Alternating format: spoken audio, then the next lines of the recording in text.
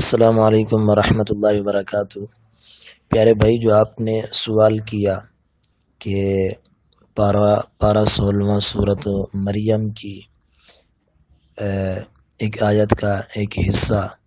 جو ہے وَلَهُمْ رِزْقُهُمْ فِيهَا بُكْرَةً وَعَشِيًّا کے تحت، کہ اس میں جو ہے وہ جو اللہ تبارک و تعالی نے ارشاد فرمایا کہ جنتیوں کو جنت کے اندر صبح و شام ان کا رزق یعنی کھانا دیا جائے گا۔ تو صبح و شام بکرت، یہ عربی کے اندر بکرتن کو صبح سے اور عشیًا کو شام کے معنی میں استعمال کیا جاتا ہے۔ تو آپ نے سوال کیا کہ کیا جنتیوں کو فقط وہاں پر جو ہے صبح اور شام ہی کھانا ملے گا، اس کے علاوہ نہیں ملے گا؟ تو اس آیت کے تحت پیارے بھائی مفسرین کرام کے دو اقوال ہیں۔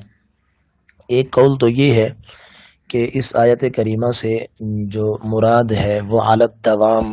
جو ہے یہ مراد ہے کہ ہمیشہ ہی ان کو جو ہے وہاں پر کھانا دیا جائے گا۔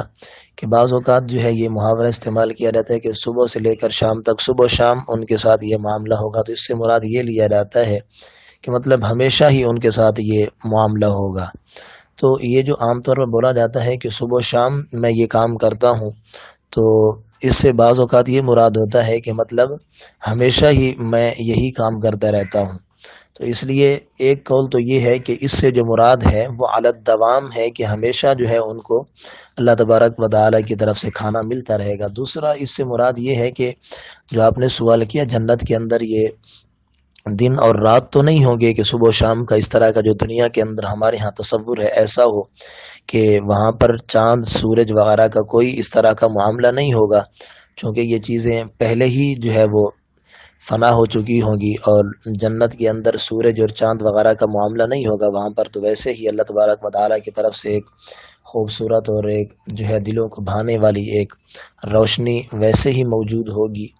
تو وہاں پر چاند سورج وغیرہ کا معاملہ نہیں ہوگا، تو وہاں پر اس طرح کی صبح اور شام اور رات کا یوں معاملہ نہیں ہوگا۔ تو اس سے جو پھر مراد ہے تو مفسرین نے فرمایا اس سے مراد یہ ہے کہ دنیا کے اندر جس طرح جو ہے صبح اور شام کے درمیان کا جتنا وقفہ ہے، پھر اس سے اتنے جو ہے وہ اس کے درمیان کا جو ٹائم ہے اس وقفے کے بعد، یعنی صبح سے لے کر شام تک کی جو درمیان کا وقفہ ہے، اتنے وقفے میں انہیں جو ہے وہ اللہ تبارک و تعالیٰ کی نعمتیں اور وہ جو رزق ہے اللہ تبارک و تعالیٰ کی طرف سے وہ دیا جائے گا۔ مگر ایسا نہیں ہے، اگر اس سے یہ مراد ہو تو ایسا نہیں ہے کہ اس درمیان انہیں اگر طلب بھی ہو تو بھی انہیں نہ دیا جائے گا، ایسا نہیں ہے۔ تو اس کے اندر جو ہے وہ کافی آیت طیبہ اس بات پر گواہ ہیں کہ اللہ تبارک و تعالی جو ہے جنتیوں کو جب بھی انہیں کسی چیز کی طلب ہوگی، خواہش ہوگی، اللہ تبارک و تعالی انہیں عطا فرمائے گا۔ دوسری آیات طیبہ اس بات پر گواہ ہیں کہ جیسا اللہ تبارک و تعالی نے قرآن کریم میں ارشاد فرمایا کہ وَلَكُمْ فِيهَا مَا تَشْتَهِي أَنفُسُكُمْ وَلَكُمْ فِيهَا مَا تَدَّعُونَ، کہ جنتیوں کے لیے جنت کے اندر وہ سب کچھ ہے جس کے ان کے دل خواہش کریں گے، اور جو بھی یہ طلب کریں گے فوراً ہی ان کے سامنے وہ چیز حاضر کر دی جائے گی۔ اور ایسے ہی ارشاد فرمایا وَلَحْمِ طَيْرٍ مِّمَّا يَشْتَهُونَ، کہ پرندے کے گوشت بھی ان کے سامنے حاضر کیے جائیں گے جس کی وہ خواہش کریں گے۔ تو اس کے تحت ایک روایت بھی ہے عن ابی امامہ رضی اللہ تعالی عنہ قال ان الرجل لا يشتهي الطير في الجنة من طيور الجنة فيقع في يده۔ تو نبی کریم صلی اللہ علیہ وسلم کی حدیث پاک حضرت ابو امامہ رضی اللہ تعالیٰ عنہ سے روایت ہے کہ فرمایا کہ بے شک جنت کے اندر جو ہے وہ آدمی اگر ان جنتی پرندوں میں سے کوئی پرندہ اڑتا ہوا جا رہا ہوگا اور اس کا دل خواہش کرے گا کہ میں یہ پرندہ کھاؤں، تو فوراً ہی وہ پرندہ اس کا گوشت جو ہے وہ بھون کر فوراً ہی اس کے سامنے تیار ہو کر اس کے سامنے پیش ہو جائے گا، اس کے سامنے حاضر کر دیا جائے گا۔ تو یوں ہے وہاں پر اس طرح کا کوئی معاملہ۔ اور بھی آیات کریمہ جو آپ کو ویسے بتا دوں کہ جس طرح اللہ تبارک و تعالی نے قرآن کریم میں فرمایا کہ یتنازعون فیہا کأس لا لغو فیہا ولا تأثیم، اور فرمایا بأکواب وأباریق وکأس من معین لا یصدعون عنہا ولا ینزفون یطاف علیہم بکأس من معین بیضاء لذۃ للشاربین لا فیہا غول ولا هم عنہا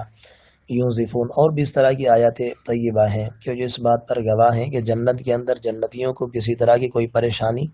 اس طرح سے نہیں ہوگی. جو بھی ان کا دل خواہش کرے گا، جو بھی ان کے دل کے اندر تمنا آئے گی تو فوراً ہی ان کی جو وہ خواہش ہے وہ پوری ہوگی. تو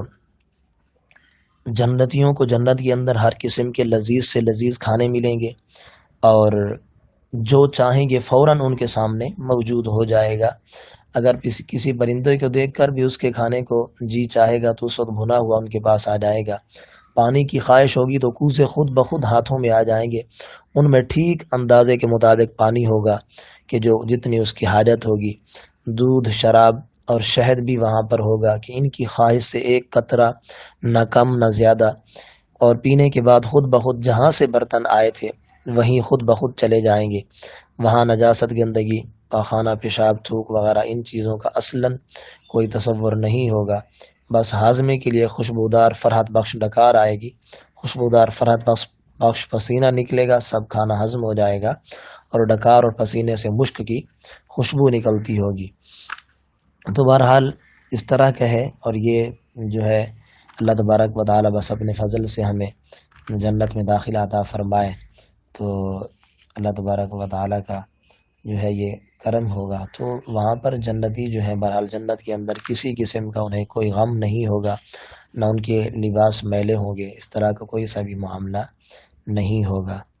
تو امید ہے آپ کو آپ کے سوالات جو آپ نے دو کیے اس کے جوابات مل چکے ہوں گے. اللہ تبارک و تعالی ہم سب کو اپنے حبیب مکرم صلی اللہ علیہ وآلہ وسلم کے صدقے میں اپنے حبیب کے پڑوس میں